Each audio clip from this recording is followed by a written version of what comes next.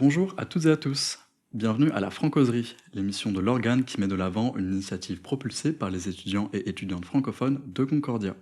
Je m'appelle Clément Lechat et j'ai le grand plaisir d'accueillir Mahomet Oudrouge et Salomé Lebeau, les deux co-chefs de la délégation de Concordia au jeu de la science politique. Merci d'avoir accepté l'invitation. Ça fait plaisir. Merci à toi. Merci à toi. Avant de commencer, je tiens à remercier mon collègue Nathan Pupo-Green ainsi que Vitaly Tidichenkov qui nous aide aujourd'hui avec la production de l'épisode, ainsi que CUTV pour l'utilisation du studio. Alors pour commencer, est-ce que vous pouvez juste un petit peu vous présenter et nous dire c'est quoi être co-chef de la délégation? Tu vas aller ? Vas-y. Alors, les co-chefs de la délégation, c'est les deux personnes qui vont s'occuper de toute l'organisation avant les Jeux. Donc en général, c'est une préparation qui prend à peu près 1 an. Et puis qui vont s'occuper du recrutement, du financement et de l'entraînement des délégués de septembre à janvier.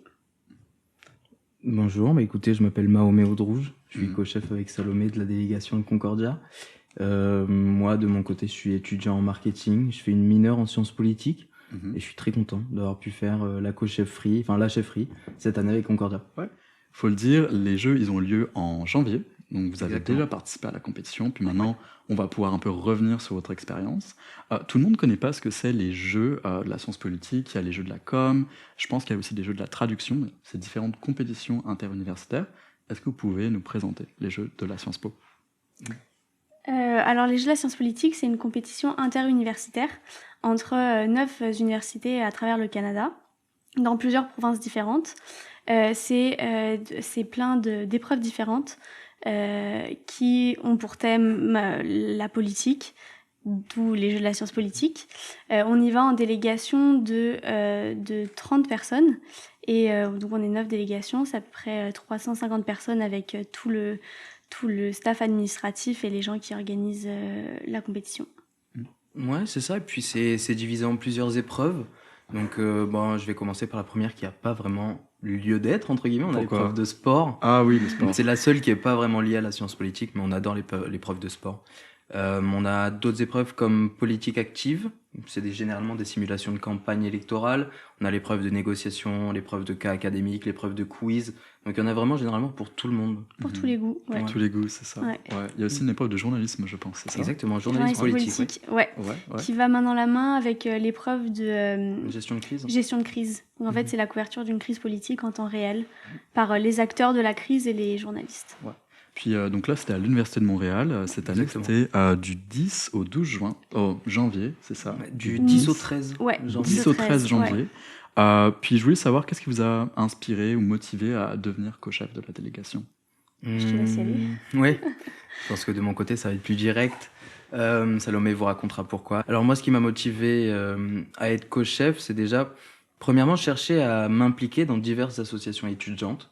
Au départ, moi, j'étais un des directeurs indépendants à CASA, donc l'association étudiante des étudiants en commerce, à JMSB, parce que c'est ma majeure. Et puis, moi, je suis passionné par la science politique, donc j'ai voulu en faire une mineure. Et puis, j'ai vu l'opportunité de participer au jeu de la science politique, ce que j'ai voulu faire, encore une fois, simplement pour m'intégrer la vie étudiante, faire partie de cette vie étudiante-là. Et puis, à la fin des jeux, quand les co-chefs sont venus me proposer de reprendre la chefferie, j'ai dit oui, instinctivement. Je me voyais pas, en fait, refuser une opportunité comme celle-là, de pouvoir m'impliquer dans la vie étudiante encore plus que je ne l'étais déjà. Alors moi, l'année dernière, donc c'était la deuxième année où je faisais les Jeux en tant que déléguée. Et quand on m'a proposé la chefferie, j'avais pas du tout envie. Ça m'intéressait pas. Je trouvais que c'était un fardeau beaucoup trop lourd. Et puis, je prévoyais de travailler. Je suis étudiante en honors, du coup, je savais que j'allais avoir un mémoire à écrire. Et je pensais que ça allait juste être trop lourd sur mes épaules. J'avais pas du tout envie. Puis, ils m'ont harcelée pendant gentiment, j'espère. gentiment harcelée pendant La plupart du temps, gentiment. Ah oui. pendant quelques mois. Puis au final, je me suis dit que ça allait être beaucoup de travail, mais que j'en avais conscience et que j'avais de quoi me préparer.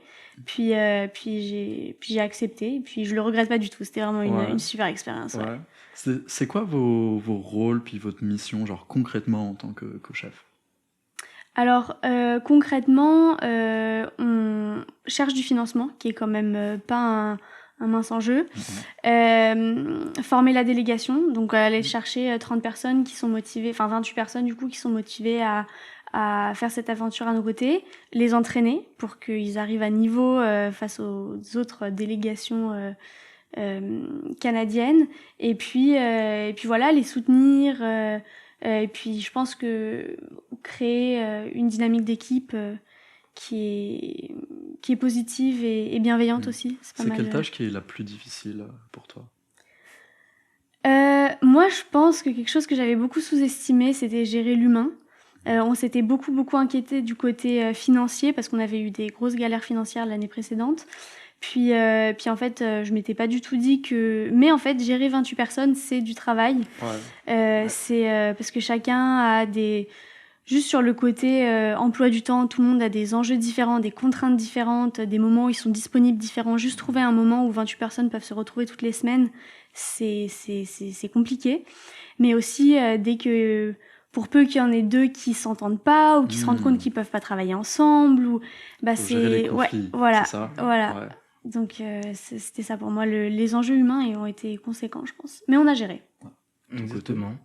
De mon côté, c'est sûr que je partage absolument ce que Salomé vient de nous dire, mais je pense qu'il y a un côté un peu rigolo aussi, c'est ce qu'on disait toute l'année, c'est que c'est vraiment être papa et maman. Ouais. Ah, vraiment? Ah oui. Ouais, 100%. Ah, mais... Est-ce qu'il y a cette affection aussi qui se crée? Ah bah complètement, sûr, ouais. Complètement, ouais. À chaque fois, la cérémonie pour les remises des prix, à chaque fois qu'il y avait une épreuve qui était annoncée, j'avais l'impression que c'était moi qui avais fait l'épreuve, quoi, parce que juste, je tenais tellement... Enfin, on se met à... C'est notre fierté, on avait quoi. l'impression d'être plus attachés que les Ouais, délégués à leurs épreuves. Ouais. Mais oui, c'est ça qu'on s'était dit en fait pendant toute l'année, et c'est qu'on s'est rendu compte dès le début, que oui, c'est vraiment le rôle de parent en fait, parce qu'il faut gérer, comme elle a dit, les relations personnelles. Alors il y en a qui vont pas trop s'aimer, il y en a qui vont peut-être un peu trop s'aimer. Faut gérer les passions, faut gérer les horaires, faut gérer l'académique aussi, faut gérer les finances. Faut à tout point nommer, c'est comme gérer une famille en fait. Ouais, puis en fait, tu te retrouves dans la position assez difficile d'avoir une position d'autorité que tu dois affirmer à certains moments parce qu'ils doivent bosser, mais en même temps, tu veux créer cette dynamique super positive, donc c'est aussi un équilibre. Que ça soit agréable aussi, c'est trouver un rôle qui est assez affirmé pour avoir de l'autorité, mais qui soit pas agressif ou arrogant. Je trouve que c'est quand même c'est un enjeu aussi pour nous de notre côté. Ouais.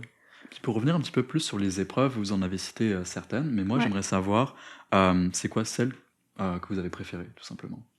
Il va y avoir de la dissension entre nous. Ah oui? Ah oui. Moi, l'année dernière, j'ai fait l'épreuve de politique active. Et je trouve que moi, c'est celle qui me correspondait le plus, que j'ai trouvé très intéressante.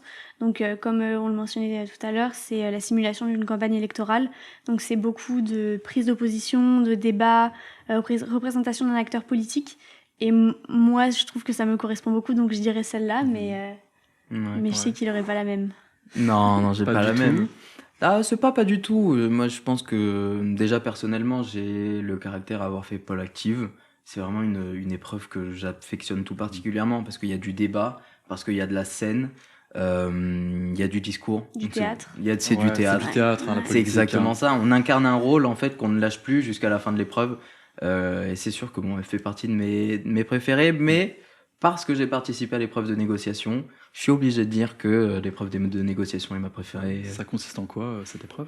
Alors, l'épreuve de négociation, c'est un nouveau format qui est sorti il y a pas longtemps dans les Jeux de la science politique. C'est un format qui découle du format MUN, donc simulation ONU. Oui. Aujourd'hui, c'est beaucoup plus informel, donc ça ressemble quand même beaucoup à la simulation ONU, mais on est donc 9 universités, donc 9 parties prenantes autour d'une table, et on doit signer un décret, on doit signer une entente à la fin du week-end.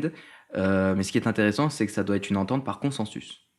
D'accord. Donc c'est-à-dire que Tu tout peux le monde pas doit être d'accord. imposer Non. ta décision sur les Exactement. autres. Et là vient toute la flamme, si je puis dire, de la négociation, c'est qu'on ne peut pas faire passer un article, admettons, qui ne plaît pas à tout le monde. Donc tout le monde doit voter, et puis à la fin, ce qui est exaltant aussi, c'est qu'il y a une délégation qui peut c'est ce qu'on avait fait d'ailleurs l'année dernière, qui peut décider à la dernière minute de se retirer de l'entente, et ça peut causer quelques problèmes à ceux qui la Un coup de signent. poker. Exactement, c'est ça exactement. Ouais.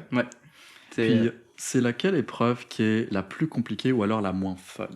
Celle que vous êtes là, moi j'aurais pas pu ou j'aurais pas voulu la faire. Très subjectif. Ouais, moi je dirais, parce que ça correspond pas du tout à moi, mais mon domaine de compétences, je dirais que l'épreuve de quiz, qui est en fait comme génie en herbe, ou question pour un champion, où en fait tu as deux épreuves l'une en face de l'autre, puis question qui est affichée sur un écran, tu dois appuyer sur le buzzer, le premier qui appuie sur le buzzer a le droit de réponse, puis s'il a la bonne réponse, il a le point, et puis sinon ça passe à l'autre côté. Moi, je dirais que ça aurait été la plus challengeante pour moi parce que faut retenir des quantités d'informations qui sont astronomiques. Ah ouais. Faut connaître sur le bout des doigts, faut avoir une culture générale de dingue. Donc moi, je pense que pour moi, ça aurait été particulièrement challengeant cette épreuve. Ouais. Ouais, absolument. C'est vrai que j'aurais pu partager le fait que l'épreuve de quiz soit peut-être la plus compliquée ou entre guillemets la moins fun. C'est encore une fois, c'est très subjectif. Moi, je pense que selon moi et mon caractère, ça aurait été l'épreuve de cas académique. Parce que ouais, l'épreuve de cas académique, c'est une épreuve qui est quand même assez compliquée, dans le sens où c'est un cas très complexe auquel il faut répondre. Ouais. C'est un grand travail de recherche. recherche. On vous donne une sorte de problème, puis vous devez faire de la recherche, puis écrire une dissertation, quelque chose comme ça. ça. Voilà, une exactement. dissertation de 25 pages. Voilà. Donc tu as 4 mois pour l'écrire, rechercher ton mandat et ta position. Ça va, 4 mois, non? Ça va, mais tout le monde a 4 mois. Voilà, tout le monde a 4 mois, et puis c'est toujours... c'est en plus des cours et d'autres obligations personnelles. Donc même si tu es à 3 puis que tu as quand même pas mal de temps, c'est conséquent. Puis tu dois te préparer à la présentation orale aussi. Tu dois présenter devant un jury.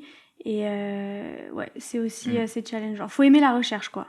Ouais. Faut aimer se plonger. On a eu la chance cette année d'avoir, parce que généralement les épreuves sont à 2, mais celle-là est à 3, d'avoir 3 délégués qui étaient presque passionnés par la recherche. Oui, c'était leur tasse de thé. Ouais. Ils étaient très investis. Sincèrement, on n'a eu aucun problème avec eux. Ils étaient contents de travailler, mais moi de mon côté, je me vois vraiment pas faire 4 mois de recherche et arriver un week-end et tout déballer devant des juges. Et imagine tout ça pour te faire démonter derrière. Voilà, exactement. Voilà, c'est ça. Donc non, je pense que pour moi, je voterai pour cas académique. Ouais. Puis on a parlé un petit peu de l'épreuve quiz. Est-ce que vous diriez que c'est peut-être l'épreuve la plus emblématique de la compétition, ou est-ce qu'il y a une épreuve, c'est vraiment l'épreuve? Alors, moi, la plus prestigieuse, ou celle qui est considérée comme étant la plus prestigieuse. Moi, j'ai trouvé que la finale de l'épreuve de quiz est assez impressionnante, parce qu'en fait, c'est un amphi de 400 personnes où toutes les délégations sont réunies. Puis en fait, il y a vraiment les deux équipes de quiz qui sont sur l'estrade, avec tout le monde qui les regarde. Donc ça, j'ai trouvé ça assez impressionnant. Moi, j'irais quand même avec l'épreuve de politique active. Je suis très biaisée, je suis vraiment très très biaisée. Mais je trouve que ça reprend vraiment ce que j'imagine de plus concret dans la politique, qui est la campagne électorale. Donc, mais c'est vraiment, encore une fois, c'est subjectif. Et puis c'est ça. Ouais, c'est ça, c'est absolument subjectif. Parce que je pense que ce qui est bien aussi dans les jeux de la science politique, c'est que on n'a pas l'impression d'avoir une hiérarchisation des épreuves. Ouais. Donc, oui, on n'a pas du tout l'impression que ce soit qu'on participe en quiz ou en négociation ou en gestion de crise. Il n'y en a pas une qui est mieux que l'autre. Il n'y en a pas une qui est mieux que l'autre, alors déjà dans les esprits, mais surtout dans le pointage aussi. Ouais. Donc chaque épreuve se vaut. Chaque première place, deuxième place et troisième place se vaut, peu importe l'épreuve. Donc c'est vrai que c'est pas mal. Donc, ensuite, on rentre dans la partie plus subjective. Est-ce que je pourrais ressortir une épreuve phare? Je sais pas, mais si je devais donner un top 3, politique active, négociation et gestion de crise. Ouais, c'est vraiment des épreuves où les délégués sont sursollicités pendant une période de temps, qui est quand même assez longue. Je pense notamment à l'épreuve de négociation, qui est une épreuve à huis clos. Donc c'est la seule épreuve qui se déroule de 8h à 18h pendant les 3 jours. Pièce, pendant les 3 jours, enfermés dans la même salle. Et généralement, c'est des verrières en plus. Donc tout le monde à l'extérieur nous voit, nous entend pas. On est enfermés avec les 8 autres délégations, 5 juges. Ils écoutent nos moindres faits et gestes. Ouais. Donc c'est très stressant. Ah, ça n'a pas l'air si plaisant que ça de faire les jeux, non? Non, mais c'est exaltant. Ouais. Et je me demande, les délégués, c'est quoi leur motivation pour participer? Qu'est-ce qu'ils cherchent derrière? Il y en a plusieurs qui cherchent tout simplement à s'impliquer à l'université, d'autres qui cherchent à rencontrer des gens, d'autres qui cherchent une expérience sur le CV. Enfin, ça dépend vraiment de... C'est très personnel, je dirais. Ça se met sur le CV, une participation? 100%. 100%. Ouais. Ça reste quand même la plus grande compétition francophone d'Amérique.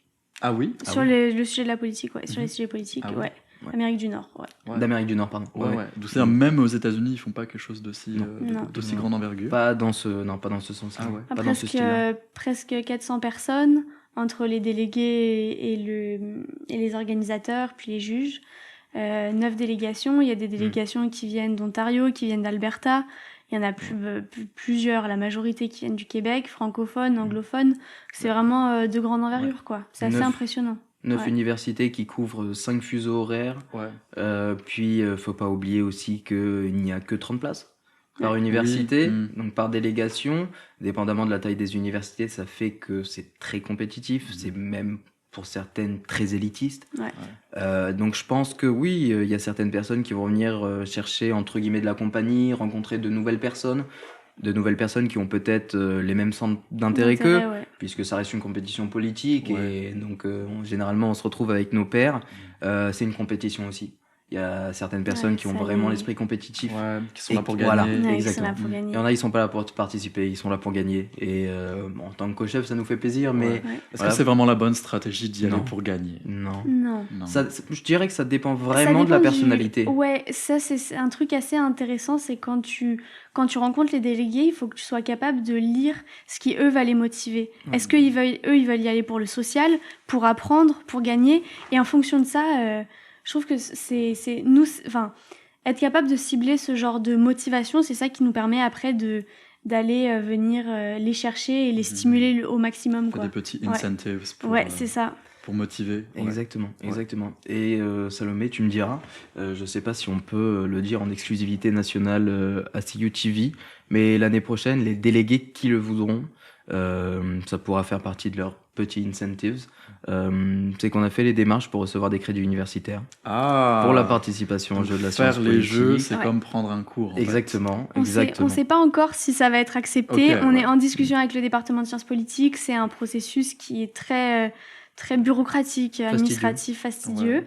Et puis il faut l'accord de tout le corps professoral globalement de sciences politiques. Mais on aimerait que ça se passe. Et si ça se passe, on sera encadré, on aura des profs qui viendraient nous aider, puis beaucoup plus de soutien du département de sciences politiques de Concordia. Exactement. Ce qui serait pas du luxe.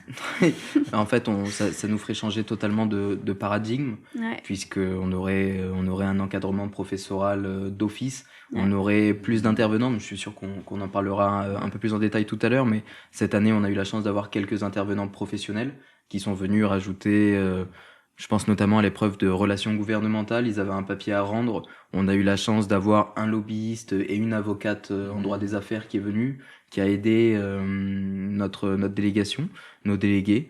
Et puis l'année prochaine, si tout va bien, on a de bons espoirs que nous aussi, à Concordia, on croise les doigts. On reçoive des crédits, puisque la moitié des universités qui participent aux Jeux reçoivent déjà des crédits universitaires. C'est quelque chose qui se fait. Exactement, c'est pas une nouveauté, c'est quelque chose qui se fait déjà. Ce serait pas, La nouveauté, ce sera de les avoir à Concordia.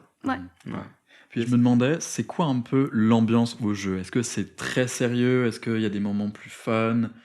C'est pour savoir un peu, genre, si tu veux participer au jeu, il faut avoir quel type de personnalité ou de caractère? Ça va vraiment dépendre. Je pense que ça dépend. Déjà, premièrement, est-ce qu'il y a un format très professionnel au jeu? À la fois oui et non.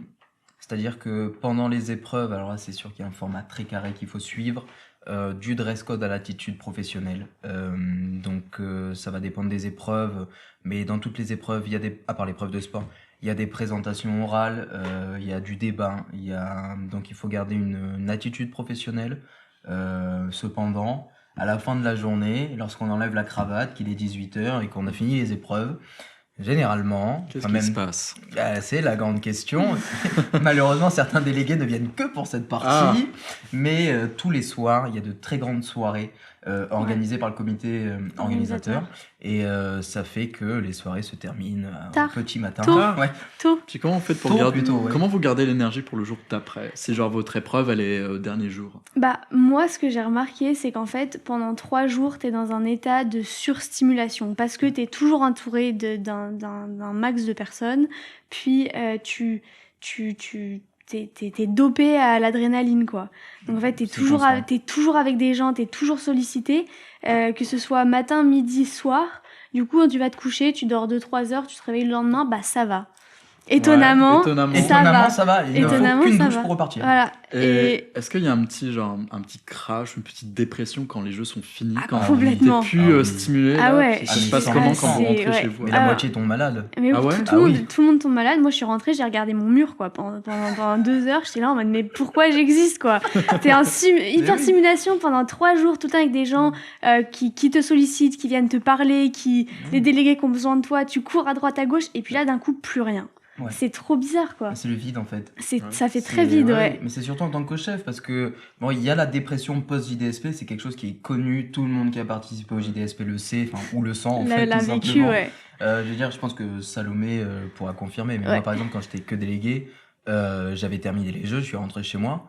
Bah, c'est ça, j'ai regardé le mur quoi. On se demande mais qu'est-ce qu'on fait là pourquoi les jeux continuent pas Ils sont où mes copains? Ouais, où sont les copains, mais quel est le La sens de la peur, vie la peur que tout soit fini. Voilà, Ouais. exactement. Vous Et perdiez puis- aussi des contacts. Et qu'il y ait plus rien Ouais. après. ouais. Et puis tu te dis, bah en fait, là, je dois attendre 1 an. Je dois attendre 1 an avant que ça recommence, Ouais. quoi. Puis le temps te paraît interminable, quoi. 100%. Donc, ouais. 100%. Et alors, qui plus est lorsqu'on est co-chef. Parce que c'est intéressant, tu as posé la question du sommeil. Alors, ce qu'il faut savoir, c'est que quand on est co-chef, généralement, on va être parmi les derniers à se coucher. Et les premiers à se Mais on lever. est les premiers à se lever parce qu'on doit aller taper à toutes les portes à l'hôtel. Pour vérifier que tout le monde Pour se réveiller tout le monde. réveille. Donc vous dormez combien d'heures par nuit là Bah, 12 heures dans le week-end. Moi, la première nuit, j'ai dormi 1 heure. 1 heure? Ouais. J'ai dormi 1 heure la première nuit. Alors, le lendemain a été super marrant. Ah bah Parce j'imagine. ouais, parce qu'on a, bah, forcément, on a dû s'occuper de tous les délégués, puis il faut garder la bonne humeur, il faut garder le sourire. Mais ouais, ce jour-là, à 14h, j'ai enfilé 4 chaises, j'ai mis la veste sur les yeux, et puis je suis parti me faire une petite sieste, parce que sinon, j'allais m'endormir, en fait, pendant une épreuve. Ouais, je pense que j'avais vu les photos sur l'Instagram de la délégation. Mao ouais. endormi. Ouais. Ah oui, je pense qu'il y avait au moins 3 photos de moi qui dormais dans tous les endroits C'est possibles. des siestes Ouais. improvisées, Si on quoi. les trouve, on les mettra dans le montage. Ah bah, carrément. Mettez-la, une ici, Carrément. une là, ça va vous montrer Mao, le co-chef dormeur. Puis moi, je me demande déjà, c'est quand que le recrutement va commencer pour la prochaine délégation? Puis comment ça s'organise? Est-ce qu'il faut vous contacter? C'est vous qui contactez les gens? Comment vous faites? Alors, la manière dont on avait procédé avant l'année dernière, en fait, c'est qu'on avait essayé de faire pas mal de pubs. Donc, en passant dans les classes, en se mettant sur la mezzanine au hall building, en mettant plein d'infos sur notre compte Insta. Dis-moi si j'oublie des choses. j'oublie rien. Non, on avait fait les tabling sessions, C'est on ça. avait passé dans les classes. Ouais. Et puis, en fait, dans notre Insta, puis dans le LinkedIn qu'on a aussi, on met des liens pour remplir un formulaire. Comment tu t'appelles, t'es en quelle année, quelle épreuve t'intéresserait, pourquoi tu serais un atout pour la délégation. Et puis on avait reçu quand même une 60aine de Ah réponses. oui, donc ça Donc, veut dire que pour 28 places, c'est presque ouais. une personne sur 2 qui candidate qui Ouais. n'ira pas. Donc, Ouais, Ouais. C'est ça, Ouais. ouais. donc en fait, on se base là-dessus. Puis après, on avait fait des genres un recrutement plus face à face, où on essayait de Ouais, les tryouts. challenger un peu le candidat, voir ce Ouais. qu'il avait dans le Vous leur ventre. donnez une mini-épreuve à faire? ouais. C'est ça, Globalement, exactement. pour faire le tri, quoi, parce que 60 personnes, on peut pas prendre tout le monde. Donc Exactement. voilà, je pense que l'année prochaine, ce sera à peu près pareil. On devrait être au Club Fair, je pense, pour Frosh. On va refaire des tabling sessions sur le hall building. On va repasser dans les classes, on va essayer d'être beaucoup plus présent, que les gens entendent bien parler de nous. 100%. Et puis après, pareil, ça va être des tryouts avec des épreuves et les gens devront donner le max, quoi. Puis Ouais. quand vous recrutez, Ouais. c'est quoi un peu les drapeaux rouges puis les drapeaux verts? C'est-à-dire qu'est-ce que vous cherchez, puis les choses qu'il faut intéressant. vraiment éviter? Puis là, c'est peut-être des conseils pour celles et ceux qui écoutent, genre faut vraiment pas dire ça, ou faut vraiment que je fasse ça. C'est un peu... écoutez, en termes de red flag, enfin drapeau vert et drapeau rouge, moi je dirais déjà en termes de drapeau vert, c'est hyper basique, mais le simple fait d'arriver à l'heure où on avance, c'est la première des choses. Déjà, ok, vous arrivez 5 minutes en retard, disqualifié. Non mais alors, pas jusqu'à la disqualification, on sait jamais, on sait qu'on habite au Canada et puis bon, les 30 cm de neige, même si en septembre... ça Non, il n'y a pas m'étonnerait. l'excuse de la neige. Il y a là. pas Ouais, non, il n'y aura de pas neige. d'excuse de neige en septembre. Mais quelqu'un qui va arriver en retard, moi je pense que la première des choses, surtout lorsqu'on essaye de se vendre, entre guillemets, qui plus est à une association étudiante, pour aller dans une compétition où la majorité du temps dans la compétition, vous allez devoir vous vendre Le des standard est idées. haut, quoi. Voilà, exactement. Nous, je pense on va avoir un minimum dans le sens où, oui, bien sûr, il faut arriver à l'heure, il faut arriver en avance même, il faut arriver présentable, il faut arriver aussi avec une bonne mentalité, moi, je trouve. Et puis, je trouve que ce qui est intéressant, c'est, enfin, moi, ce que j'ai apprécié de certains délégués cette année, c'est quand ils viennent discuter avec nous, qu'ils nous expliquent pourquoi ils sont là, pourquoi ils sont motivés, qu'on n'a pas besoin de leur poser la question pour qu'ils nous fassent part de ça. Je trouve que nous, je pense qu'un des facteurs premiers dans notre décision de recruter ou pas, ça va être la motivation. Parce qu'au final, c'est la motivation qui va te faire tenir de septembre à janvier. Et si t'en as pas dès le début, bah, c'est quoi notre intérêt de t'avoir dans la délégation? Donc, quelqu'un qui vient, qui nous explique pourquoi il aime les sciences politiques, pourquoi il a envie de participer à cette compétition, comment, qui prend cette initiative-là, je trouve que c'est vachement positif. Il y a des gens qui viennent, puis vous sentez pas de motivation. Ouais. Ah ouais? Ouais. Ah oui. Mais en fait, on sent directement la personne qui est là pour la ligne sur le CV. Ouais. Ah, On le sent tout de suite. C'est-à-dire que c'est quelqu'un qui va poser des questions. Il va même pas poser de questions en fait. Il va demander s'il y a des crédits, il va demander comment ça se passe, mais on va pas sentir de motivation. Quelqu'un qui fait le minimum en fait. Ouais, et nous, ce qu'on C'est- disait l'année dernière, c'est ce qu'on faisait que rabâcher ça aux potentiels délégués. C'est que nous, certes, on va chercher la compétence, mais on va chercher la motivation d'abord. Ouais. On va chercher du dynamisme, on va chercher de l'énergie, on va chercher de l'envie, en fait. On a envie de trouver chez le délégué ou le potentiel délégué cette motivation qui va faire en sorte qu'il va pouvoir travailler et qu'il va pouvoir améliorer ses compétences. et les Nous- faire tenir. Et les faire tenir, ouais. exactement. Donc nous, ça Parce nous que c'est ça le sert. plus dur au final. Oui. C'est facile d'être... Enfin, facile, je sais pas, mais t'es motivé le premier mois, c'est cool, mais faut pas être motivé un mois, faut être motivé 4 mois, quoi. Exactement. Puis là, fin décembre, la motivation... Ah ouais? Ah bah, avec Ouais, l'arrivée de l'hiver, les- le moment de les- soleil, les examens euh, finaux, les vacances, ceux qui partent en France, à Dubaï, machin, tout ça, bah... La motivation Ouais. limitée, quoi. Mais, Exactement. Comment vous faites pour faire remonter la motivation dans cette période un petit peu compliquée là? Alors cette année, c'était à coup de chocolat chaud. Ah oui, ça Ouais. marche Ouais. bien ça. Ah ça marche bien, ça Ouais. marche très bien. Mais je pense que comme on a fait pour faire tenir la motivation, c'est que déjà les réunions hebdomadaires étaient obligatoires. C'est-à-dire que tout le monde devait être là, tout le monde devait venir travailler. Et lorsqu'on est tous ensemble chaque semaine et qu'on crée une ambiance d'équipe, en fait, il n'y a plus que la motivation professionnelle qui est là. Il y a aussi la motivation d'entre guillemets, retrouver les copains.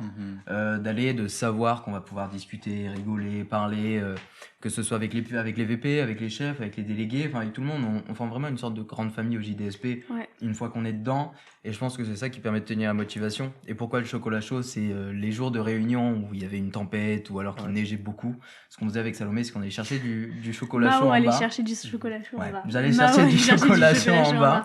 Et j'en ramenais 2 gros bidons. Ouais. Et je les mettais et puis je leur disais ok, votre motivation pour venir aujourd'hui c'était Ouais, d'avoir du chocolat chaud et des chaud. mignardises, donc Ouais. Mais c'était un peu notre méthode. il y a aussi on a essayé d'organiser des événements sociaux. Où on a essayé de faire des soirées avec les délégués parce qu'au final, quand tu sens qu'on est tous dans le même bateau, qu'on a tous à travailler sur la même chose entre guillemets, bah c'est super motivant. Mais Ouais.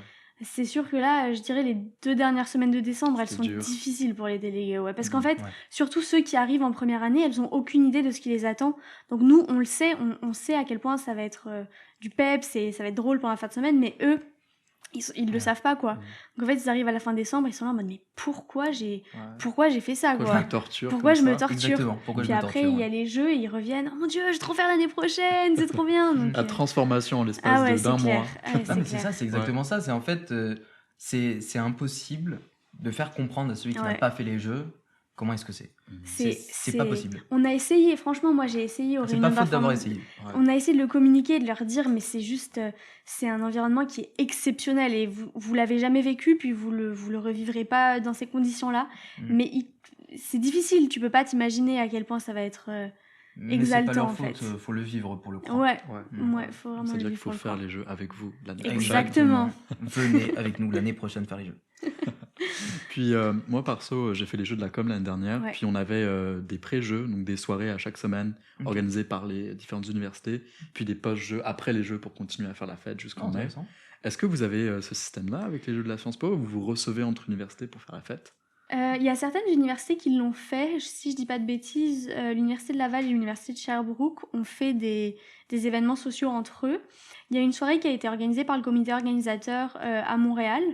Donc là, où toutes les universités étaient conviées, évidemment, certaines universités qui n'étaient pas là parce que venir pour une soirée, Ouais. c'était un peu En compliqué. plus, Saint-Jean de l'Alberta. Oui, C'est voilà, ça, fait loin. juste On va pour pas une se déplacer soirée, pour une soirée. c'est compliqué, mais le comité organisateur a aussi organisé une journée olympiade, donc pour que toutes les universités se rencontrent. Et là, post-jeu, on n'a pas de soirée, mais il va y avoir toutes les chefferies qui vont se regrouper mi-mars pour un chalet bilan sur comment s'est déroulé les Ouais. jeux, puis Ouais. Avec puis un aspect améliorer. social et festif, j'imagine. Ouais, j'imagine. Ouais, c'est l'aspect plus Principalement. chalet. Ouais.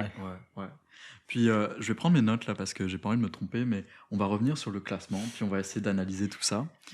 Donc le classement de cette année, c'est l'université de Sherbrooke qui est première, et ça fait d'ailleurs 3 ans d'affilée qu'ils sont Ouais, premiers. Le tripit. L'UQAM, l'université Laval, l'université d'Ottawa, l'université Montréal, toujours pas Concordia, McGill, le campus Saint-Jean de l'université de l'Alberta, l'université de Moncton, Nouveau-Brunswick, et l'université Concordia, 9e et dernier. Dernier, oui. Malheureusement, puis selon vous, qu'est-ce qui a fait que vous êtes arrivé dernier cette année? Qu'est-ce qui a pas fonctionné? Il y a plusieurs éléments qui n'ont pas fonctionné. Comme on s'en parlait avant que l'émission commence, c'est que nous, on a repris la chefferie juste après une année qui a été assez catastrophique en termes financiers. C'était l'année où les lois, enfin juste avant que les lois passent en fait sur les études en français ou en anglais au Québec, donc qui a énormément limité l'aspect financier de Ouais. l'université. Je sais que l'ancienne chefferie qui nous a légué la délégation a vu une partie de son financement être coupée à hauteur de 80% du jour au lendemain. Donc nous on a repris la chefferie dans un climat d'incertitude. Et je pense qu'on a peut-être été un peu forcé de regarder beaucoup plus le financement qu'on aurait dû. Et forcément, quand on n'est que deux, du moins à la chefferie, lorsqu'on passe je ne sais combien d'heures dans la semaine À chercher de l'argent. à chercher de l'argent, À chercher malheureusement, il de n'y a pas de 8e ou 9e jour dans la semaine où on peut s'occuper plus de l'aspect académique. Donc je pense que ça, c'est la rétroaction qu'on s'est faite pour l'instant avec Salomé. Et je pense aussi qu'on est dans un processus de professionnalisation de la délégation qui a fait qu'on s'est concentré sur énormément de choses l'année dernière qui nous ont peut-être un peu éloignés de l'essence même de la délégation, mais bon, je tiens quand même à te rassurer, c'est pas des efforts perdus, c'est des efforts qui vont continuer cette année. Ouais. On espère cette année, oui, continuer donc sur la même lancée en termes de Ouais. financement. On a commencé, juste pour te donner une idée sur quelque chose qui a mal fonctionné l'année dernière, avec Salomé, on n'avait pas de timeline précise quand on a commencé la chefferie. Donc on a commencé à travailler sérieusement entre juin et juillet. Ouais. Donc, C'était Ah, ok. un peu tard en fait. Ah, parce que donc vous savez que vous allez être les nouveaux co-chefs environ à la vers fin des jeux, donc à fin la fin janvier. des jeux. Ouais. Le recrutement, c'est septembre. Ouais. Mais vous commencez à travailler en amont, c'est ça? Et Ah il ouais. faut. Ah ouais, bah ouais. là, nous, Ouais. on est déjà dans Vous le- êtes déjà dans le grind. mobilisés Ah ouais, pour ouais, l'année on est prochaine? pour l'année Ouais. Donc prochaine. l'année dernière, on s'était pris en juin-juillet. Mais on savait pas, puis on avait tous les deux des trucs. Moi, je suis partie en échange l'année dernière, donc entre janvier et juin, j'étais juste pas là. Puis Mao avait des enjeux personnels et professionnels de son côté, qui a fait qu'en fait, et puis on n'avait pas réalisé l'ampleur de la tâche, donc en fait, on s'y est mis trop tard, je pense, au final. En fait, on avait commencé par se concentrer sur l'aspect financier, puis on a vraiment commencé à travailler sur le reste en juillet.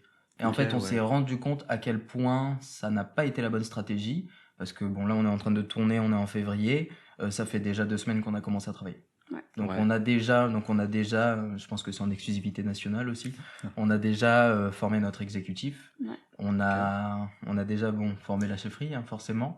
Parce que la chefferie, c'est vous deux, mais il y a un exécutif, c'est une sorte Exactement. de C'est des conseil VP. Ouais, qui vous assiste. Bah en fait, c'est qu'on recrute quelques étudiants qui étaient donc dans la délégation cette année pour nous aider dans toutes les tâches administratives et même sociales. Ouais. Donc il y a 3 personnes qu'on a recrutées qui Ouais, sont partantes pour nous aider Donc vous êtes, Ouais. vous êtes dans le bon chemin là. Vous avez Oui, votre, absolument. on votre espère. en tout chefferie, cas. vous avez les VP. On va Ouais. toucher Ouais. du bois, mais Puis on espère quand même avoir plus de soutien de Concordia l'année prochaine, Ouais. parce que c'est vrai que Qu'est-ce que vous aimeriez comme soutien de la part de l'université? bah, si l'histoire des crédits peut pas se faire, ce serait cool qu'on ait un soutien du corps professoral, parce que je pense que ça structure quand même vachement la chose. Mm. Si on pouvait avoir un soutien financier, ce serait quand même... Le nerf de la guerre, c'est vraiment l'argent. Voilà. Absolument. Puis, Surtout que Concordia essaie de valoriser les initiatives francophones. exactement. Et qu'il n'y en a pas beaucoup Exactement. à Et Concordia. puis en fait, nous, on sait que là, on parlait du classement. Bon, on est dernier, on va pas le changer, mais on sait que c'est aucunement une histoire de ne pas avoir d'atouts ou de pas avoir les étudiants qui ont des compétences. Ouais. Parce qu'on sait que nos étudiants sont bons. Je veux dire, il y en a plein qui sont sur la liste du doyen, donc qui ont un GPA qui est assez élevé. Au-dessus de 3,75. Au-dessus de 3,75. Et puis, on sait que c'est des bosseurs. Nous, on les a vus bosser, donc Donc c'est pas faute d'avoir du potentiel du côté des délégués. Ouais, je pense qu'on l'a, faut juste l'exploiter, quoi. Ouais. Puis là, je suis pas sûr qu'on en ait d'ailleurs parlé, on a peut-être parlé avant l'émission, mais de cette histoire de crédit. Ouais. De quoi il s'agit exactement, puis qu'est-ce que ça pourrait changer pour la délégation? Alors concrètement, ce serait l'accréditation de la participation au jeu qui serait considérée comme Poly 397, donc le cours qui s'appelle Internship, qui est sollicité dans le programme Coop, je crois. Donc là, on aurait une garantie d'un soutien professoral, on aurait une plage horaire et une salle réservée de manière hebdomadaire. Ce serait évalué et crédité à hauteur de 3 crédits. Voilà. Ok, ouais. Puis qu'est-ce que ça permettrait est-ce que c'est de la motivation? Est-ce que c'est... Mais ça changerait C'est tout. quoi l'objectif Ouais. derrière? Je pense que ça changerait tout, déjà, ne serait-ce que sur l'aspect logistique, en fait. Le fait qu'on n'ait plus besoin de s'affairer à trouver une salle, ça crédibilise aussi l'initiative, ça nous permet d'être sûr d'avoir un soutien du corps professoral, Ouais. ça nous permet, par exemple, l'année dernière, on n'a pas eu le gym de Concordia pour l'épreuve de sport. Ah ouais. Ce qui nous avait étonné, nous avait surpris, et on espère sincèrement que si on reçoit les crédits, en fait, que ça nous donne peut-être pas d'office, mais que ça nous permette de faciliter le fait d'avoir par exemple le gym à Concordia. Parce que tu demandais qu'est-ce qu'on attend de Concordia. Alors certes, on attend un soutien financier, on attend un soutien professoral, mais on attend un soutien logistique aussi. Ouais. Dans le sens où on est Concordia, on est la délégation de Concordia, vu que Concordia Vous nous aide. représentez l'université. on représente Exactement, l'université. on représente l'université dans la plus grosse compétition francophone d'Amérique. Donc, Du comment? Du Nord. D'Amérique du Nord. Oui, j'ai oublié à chaque fois. Mais d'Amérique du Nord. Et oui, le fait d'avoir les crédits, ça nous permettrait de changer ça. Et puis je pense que... Puis ça motive les étudiants. Voilà. 3 crédits en plus, un cours C'est un niveau cours à prendre en 300, main. un cours de stage, internship. Ça motive quand même. Ça rentre ouais. dans le cursus de tout le monde. Donc, Et puis en période d'examen, par exemple, où ils doivent se concentrer sur leurs cours, il y aurait ce truc aussi de dire, bah ouais, mais ça c'est un de tes cours, donc en fait tu dois donner autant Ça que... a la même importance Ouais. que n'importe quel autre. Exactement. Ouais, ça motiverait les Ouais. gens, je pense. Parce que est-ce que c'est déjà le cas dans d'autres universités qui participent d'avoir Oui. ce crédit Ouais, si je dis pas de bêtises, l'UQAM, il y a une accréditation. Université de Sherbrooke. Université de C'est peut-être Sherbrooke. pour ça que ça fait 3 ans qu'ils sont premiers. Sherbrooke ont leurs atouts. Je pense peut-être Ouais. qu'on en Lesquels, discutera justement, je me rapidement. demandais qu'est-ce qui fait que En fait, ça fait 3 ans que Sherbrooke est première. Bah, en fait, le programme d'où proviennent les délégués de la délégation de Sherbrooke, c'est le programme de politique appliquée. Donc en fait, où, de ce que j'ai compris, ils travaillent sur des mandats très concrets. Il y a une sollicitation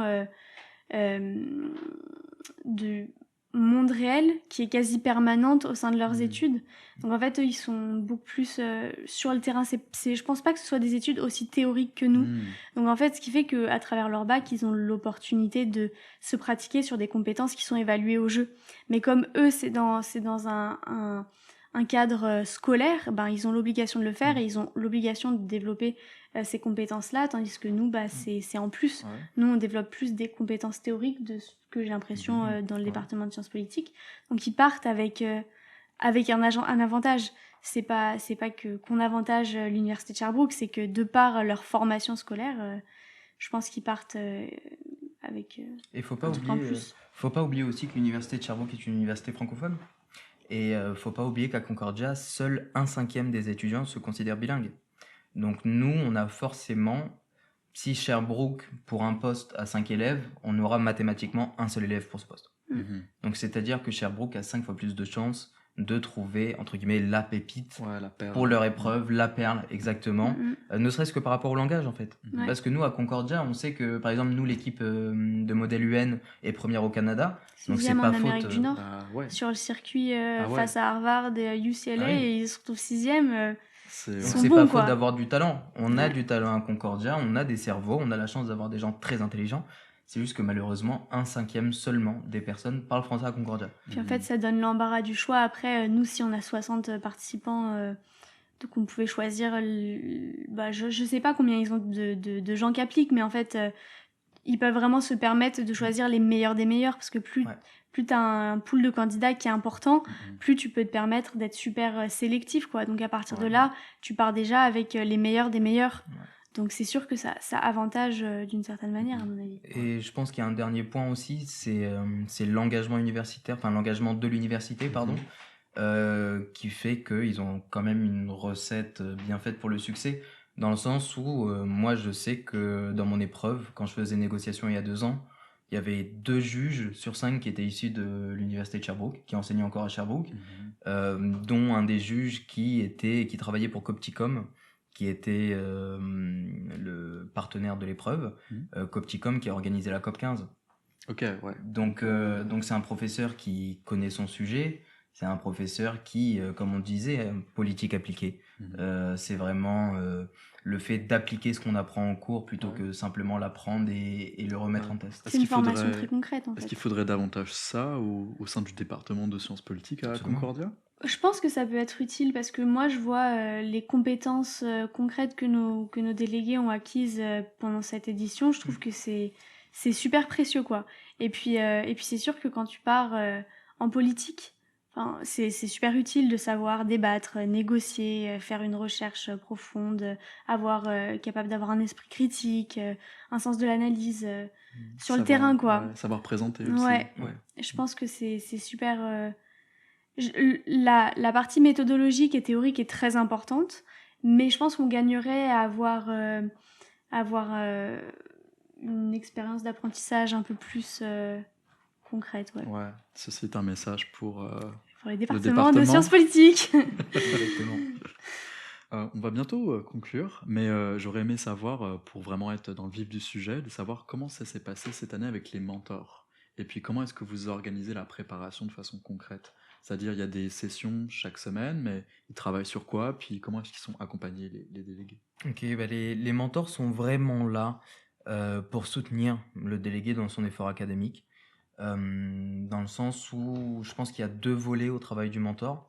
Il y a le volet de la préparation, donc avant les jeux. C'est vraiment leur travail d'assister les délégués, d'être sûr que tout va bien avec eux, de faire peut-être un peu le suivi que les chefs ne peuvent pas faire au jour le jour, parce que notamment cette année, on était affairés beaucoup, comme on en a parlé pendant l'interview. Donc c'était vraiment le rôle des mentors de le faire. Mais je pense que le deuxième volet et un des plus importants, c'est pendant les jeux. Parce que, l'image est peut-être un peu drôle, mais pendant les jeux, les chefs courent comme des poules sans tête. On court partout, tout le temps. On va aller voir tous les délégués, toutes les épreuves. Il faut s'assurer que tout le monde ait sa salle. Au bon endroit, au bon moment. À la bonne heure, etc. Et les mentors sont vraiment là, je pense, pour rassurer le délégué, pour apporter une présence. Et puis nous, pendant l'édition, nos 2 mentors étaient pas mal... ils posaient des questions aux délégués, ils les faisaient s'entraîner sur les sujets sur lesquels les délégués allaient passer à l'oral juste après. Donc c'est vraiment... c'est un rôle super rassurant, mais qui stimule aussi pas mal le délégué juste avant qu'il passe son épreuve. La manière dont je le vois. Puis je me demandais un petit peu pour aller vers la conclusion, mais s'il fallait tirer un bilan de cette expérience pour vous, qu'est-ce que vous garderiez en tête principalement? Un bilan académique ou professionnel ou personnel, pardon? Personnel, de l'expérience déjà. Un bilan personnel. Alors, de ma part, je pense que c'est peut-être un peu paradoxal, mais j'avais peur en rentrant en tant que co-chef d'être peut-être trop strict, d'avoir pas assez cool. Exactement, d'être pas assez cool, d'avoir peut-être un aspect un peu trop disciplinaire. Je me suis rendu compte de l'inverse pendant cette année. Je me suis rendu compte que j'avais une tendance à être très copain avec tout le monde. Ce qui est très cool parce que nous, ce qu'on voulait faire cette année avec Salomé, c'était vraiment de mettre l'accent sur l'ambiance, sur l'esprit d'équipe. On avait vraiment envie de créer en fait un collectif, un groupe soudé qui pouvait aller au jeu et se battre tous ensemble en fait, que chaque coéquipier soit là pour l'autre. Donc mission réussie. Ouais. Cependant, si je devais faire un petit bilan, je dirais que l'année prochaine, je mettrais un peu plus l'accent, je pense, sur la discipline parce que les délégués ne l'apprécient pas sur le moment, mais se rendent compte après les jeux de l'importance de la discipline, de l'importance du travail. C'est-à-dire que lorsqu'on a fait une rétroaction avec nos délégués, un délégué sur deux a dit qu'on aurait dû être un peu plus disciplinaire. Ok, donc ça, c'est une demande aussi qui vient de... Exactement. C'est pas seulement Salomé et moi dans notre bunker non. C'est les délégués, on en avait un sur deux au minimum qui disait que ça manquait peut-être à certains moments de discipline. Ouais, Que- puis obliger tout le monde à venir aux pratiques, être Mm. super rigoureux sur les dates, sur les attentes. Alors que Ouais. nous, justement, on avait essayé d'être un peu plus Mm. en retrait vis-à-vis de ça pour leur laisser leur Ouais, espace. c'est dur de jauger ça. en C'est fait. super dur. Faut trouver l'équilibre. Ouais. Comme partout dans la vie, il faut toujours trouver le juste milieu, trouver le bon équilibre. Salomé et moi, je pense qu'on connaissait notre personnalité, on connaissait nos penchants peut-être un peu disciplinaires, et on a peut-être fait un peu trop le chemin inverse. Et je pense que cette expérience, cette année, nous a permis d'apprendre que, non, lorsqu'on est responsable de quelque chose, on est responsable jusqu'au bout, Mhm. et malheureusement, certaines décisions ne vont pas plaire, mais si c'est pour le bien commun, il faut les prendre. Ouais. Et ton bilan, toi, Salomé? Moi, mon bilan en tant que co-chef, c'est vraiment quelque chose d'hyper positif. Je suis super heureuse d'avoir accepté ce rôle-là. Je trouve que ça m'a permis de rencontrer des gens vraiment, vraiment super cool. Puis je me suis liée d'amitié avec pas mal de gens dans la délégation que je continue à voir maintenant que les jeux sont finis. Mais en tant qu'étudiante en sciences politiques et puis future professionnelle sûrement dans le domaine de la politique, je me suis trouvée... j'ai apprécié le fait d'être chef, d'avoir cette responsabilité-là en gardant une relation privilégiée avec les délégués. Je suis contente d'avoir quand même réussi. Moi, je trouve qu'on a quand même réussi à trouver un certain équilibre. Oui, on aurait pu être plus disciplinaire, comme tu le mentionnais, mais je pense que je suis quand même contente de là où on s'est rendu en tant que des délégations. Et puis, oui, on est 9e et c'est dommage, mais pour moi, on a réussi à les amener là-bas, on a réussi à les faire bosser. Il y a personne qui a abandonné avant son épreuve, et puis tout le monde était super content de l'expérience. Puis moi, c'était vraiment mon objectif en tant que co-chef. Donc, à titre personnel, j'ai appris à gérer une équipe, et je trouve que ça, c'est super intéressant. Puis on travaillait super bien ensemble avec Mao, donc c'était assez intéressant de se découvrir à ce niveau-là professionnel. Puis c'est ça. Puis j'ai hâte à l'année prochaine, du coup. Oui, parce que on en a parlé, là vous commencez déjà à vous préparer, vous allez encore être co-chef. Ouais. Comment ça se passe pour choisir c'est qui les prochains co-chefs? Alors, est-ce que tu veux parler du processus démocratique? Vas-y, je te laisse. Super, super. Déjà, merci Salomé d'avoir répondu à la dernière question comme ça. Tu me mets à l'amende. Mais donc pour le processus de sélection des co-chefs, donc il est d'usure de avoir un turnover. Je suis désolé, je sais pas si je peux le dire. Un roulement. Un roulement, merci. Un roulement de la chefferie à la fin des jeux. Donc il est généralement les deux co-chefs qui ont été chefs pendant l'année attendent la fin des jeux pour nommer les deux nouveaux co-chefs, donc les nouvelles chefferies. C'est ce qu'on était censé faire avec Salomé après avoir fait la chefferie cette année. Ça a échoué, visiblement. Visiblement, ça a échoué. Il y a eu un changement dans le plan. Mais pour donner les raisons, pour être transparent, c'est que on avait choisi quand même pas mal de troisième année cette année. Donc il y a quand même beaucoup de profils dans notre délégation qui s'en vont, qui ne seront pas là l'année prochaine. Il y a certains profils aussi qui ne veulent pas refaire les jeux, ce qui est tout à leur honneur. Et il y a des profils qui, eux, veulent refaire les jeux, mais qui n'ont peut-être pas le profil ou la volonté d'être chef. Et comme on en a parlé pendant l'interview, peut-être une fois ou deux, on est vraiment dans un processus de professionnalisation de la délégation. Et on se voyait très très mal, au vu de la situation de la délégation, de laisser une chefferie novice, si je puis dire, prendre les rênes. Déjà, par manque de personnes, mais surtout deux, parce que selon moi, du moins, on les aurait mis dans une situation qui n'aurait pas été plaisante, et ils n'auraient peut-être pas eu plaisir à être chef comme nous on a eu plaisir à être chef cette année. Enfin, globalement, on n'est pas là par abus de pouvoir. Ouais. C'est juste qu'on pense aux intérêts de la délégation, et puis qu'on se dit que nous, de toute façon, l'année prochaine, ce sera notre dernière année, et puis qu'on va vraiment essayer de préparer au maximum, de trouver des gens pour l'édition donc 2027. Vous ne faites pas un troisième mandat. Non, non, ce sera le dernier. Ouais, ce serait 2026. encore moins démocratique. Après, on est en sciences politiques, donc est-ce qu'on fait pas les politiciens à dire pas de troisième Ah, mandat? mais c'est censé être la démocratie, là. Mais Par voilà. vote à deux. Globalement, on est là parce qu'en fait, on tient beaucoup à la délégation, puis Ouais. qu'on a vraiment envie de la voir s'améliorer et que dans notre... personne n'a exprimé d'intérêt particulier. C'est ce qu'un donc, politicien dirait, là. Exactement, c'est La pour le bien du réponse, peuple, pas pour le mien. la réponse politiquement correcte. Voilà. Mais après, quelque chose qui est intéressant aussi, c'est que généralement, on sait quand on rentre dans les jeux, on sait jamais quand on les quitte. Je veux dire, par exemple, là dans l'audience, on a l'ancienne chefferie qui est là. Ça fait déjà maintenant 3 ans que je les côtoie. Moi, je les ai rencontrés d'abord en tant que chef. Je sais que par exemple, un des co-chefs était délégué 2 ans avant d'être chef, Ouais. Jules. Il a fait 2 ans délégué, puis il est devenu chef. Puis cette année, il est Mentor. devenu mentor. Puis l'année prochaine, Et peut-être l'année comité prochaine, organisateur. il sera encore là. Ah ouais, donc il y a des gens qui lâchent jamais. Exactement. C'est difficile de Les jeux. lâcher. Exactement. C'est difficile de Et donc lâcher. nous, si on n'avait pas fait chef cette année, on aurait probablement fait mentor, par Ouais. exemple, parce Ouais. qu'il est aussi d'usure d'avoir les anciens chefs en tant Mhm. que mentor. Mais bon, la situation de cette année a fait en sorte que Puis on a il était pour le bien personne s'en commun. est plaint jusque-là. Donc, Jusque-là. Ouais, Jusque-là. pas de plainte anonyme, donc c'est bon. voilà. Puis, donc vous avez déjà fait les jeux avant. Oui. Vous êtes co-chef. Vous refaites une autre année. Ouais. Est-ce que vous voyez devenir mentor, faire partie du comité organisateur? Est-ce que vous sentez que vous êtes là pour rester ou vous dites, ok, là, ça sera trop après une deuxième année de co-chef? Pour moi, ça va dépendre de l'aléa des études. Si je me retrouve à faire un master en Europe, ça va être difficile de rester impliquée dans les jeux de la science politique. Mais si je suis au Canada, je n'exclus pas la possibilité. Possible. Ouais. Je pense qu'on devra encore une fois proposer à Salomé le poste et attendre quelques mois qu'elle nous réponde. Mais L'avenir nous dira. exactement, mais bon, toute blague à part, de mon côté, moi c'est sûr que si je reste au Canada aussi, je pense pas que je vais lâcher les jeux de sitôt. Je pense que l'année prochaine, ça me ferait plaisir d'être mentor, d'accompagner la nouvelle chefferie dans leur aventure professionnelle. Après, comme a dit Salomé, moi c'est très possible que je quitte le Canada dans 2 ans aussi, ou dans 1 an maintenant. Donc à la fin de mes études, on va voir ce qui se passe, mais si je suis encore On là, verra. moi je serai mentor. Puis c'est notre dernière question, mais si on trouve que ce que vous nous racontez c'est super cool, puis qu'on a envie de faire les jeux, ou qu'on a des questions, qu'on veut juste voilà, suivre le progrès, ce que vous faites, comment est-ce qu'on peut vous contacter? Comment est-ce qu'on peut rester au courant?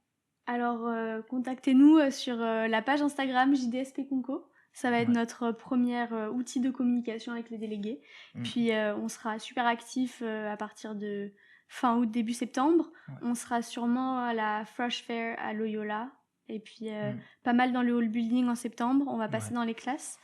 Donc, on sera là. On va mettre des petites affiches On sera dans le hall présent. building. Ouais, c'est ça, vous on allez sera nous là. trouver. Ok. Voilà. Ça, on va avoir une présence en ligne sur Instagram, on va avoir une présence à l'école aussi, on fera des tabling sessions.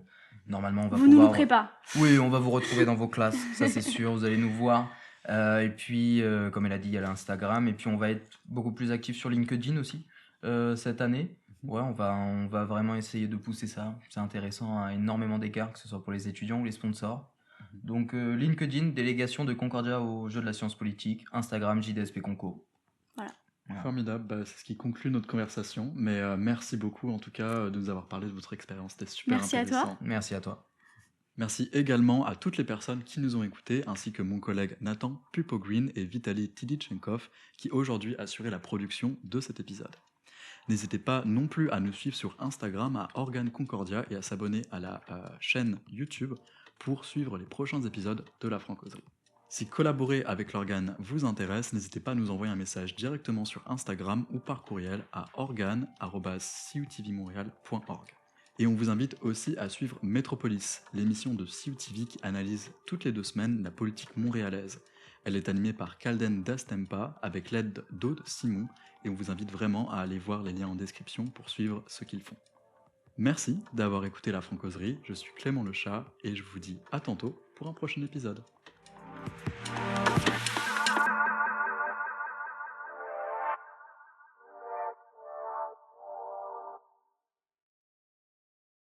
Est-ce qu'on peut se faire un petit top là devant la caméra? Vous pouvez faire un petit top là. Vas-y, vas-y. Donc, ouais.